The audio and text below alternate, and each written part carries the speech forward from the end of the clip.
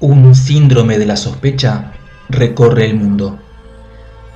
Nos trasladamos a 1885, a la ciudad industrial de Leicester, en Inglaterra. Miles de personas de la ciudad y de los alrededores se reunieron para protestar contra la que consideraban una ley injusta que les había impuesto el gobierno británico: vacunación obligatoria. Estaban dispuestos a ir presos o pagar multas antes que dejarse vacunar contra su voluntad. Estaban dispuestos a ser tratados como delincuentes antes que aceptar lo dispuesto por el gobierno.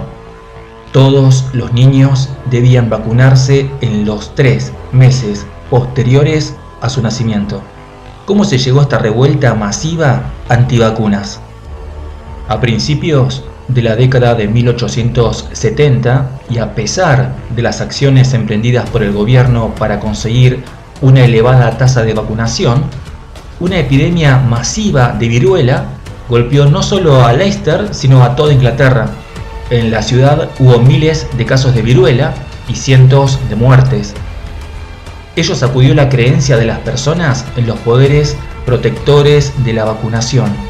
Peor aún, a medida que iban pasando los años, cada vez eran más los padres que oían hablar, eran testigos o tenían experiencia propia de una lista creciente de complicaciones atribuidas a la vacuna.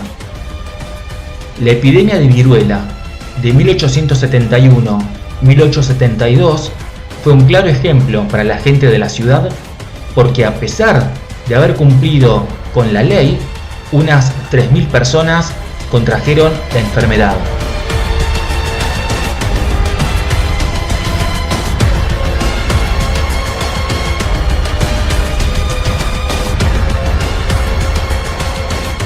Desde los primeros días de la vacunación, muchas personas se movilizaron en contra de la ley, por la gran cantidad de niños que padecían graves problemas de salud e incluso hasta la muerte por seguir el procedimiento de vacunación obligatoria.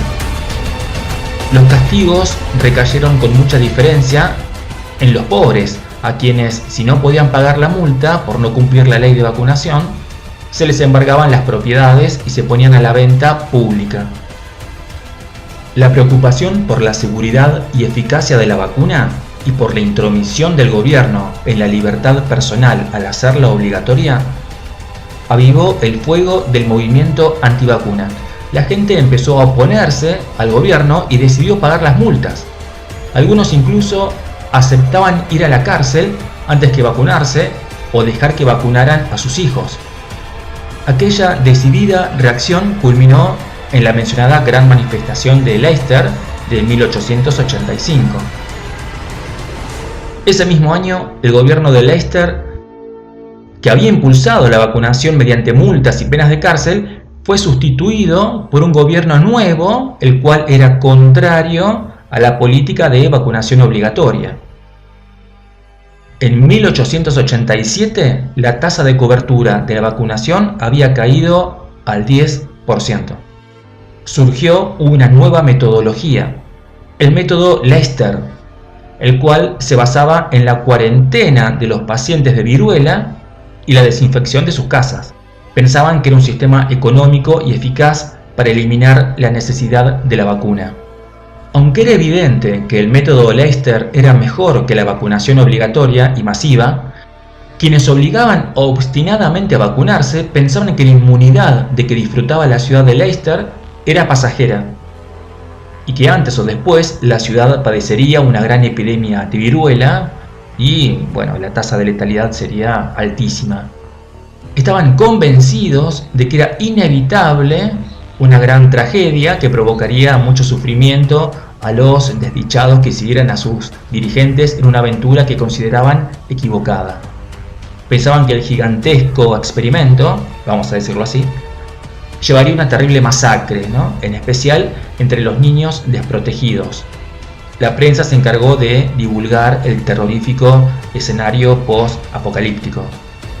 A pesar de estas profecías apocalípticas de la profesión médica, la mayoría de los habitantes de la ciudad se mantuvieron firmes, porque la experiencia les reafirmaba en la creencia de que la vacunación no controlaba la viruela. La profecía de que los habitantes de Leicester acabarían por ser asolados por el desastre nunca se cumplió. Leicester gozó de mejor éxito contra la viruela que otras ciudades de Inglaterra altamente vacunadas. En el brote de viruela de 1893, el bien vacunado distrito de Mold en Flintshire tuvo una tasa de mortalidad 32 veces más alta que la de Leicester. La vacunación obligatoria no estaba justificada. Al volver la vista atrás, es interesante considerar por qué los especialistas médicos se equivocaron tanto en sus profecías sobre el desastre que provocaría el abandono de la vacunación universal de los niños. Probablemente se debió a la creencia, por entonces tan arraigada, de que la vacunación infantil, y solo ella, fue la que generó la gran disminución de la mortalidad por viruela que siguió a la introducción de la vacuna. En todos los manuales y todos los cursos sobre salud pública se reiteraba que era un caso claro de causa y efecto. Era aclamado efectivamente como el mayor triunfo de la medicina preventiva. No es extraño que los estudiantes de medicina lo aceptaran como un hecho científico indiscutible. Más aún, supongamos que hubiese habido algún médico rebelde, estaría expuesto a ser criticado por mala praxis. En 1948 se puso fin a la vacunación obligatoria en Inglaterra.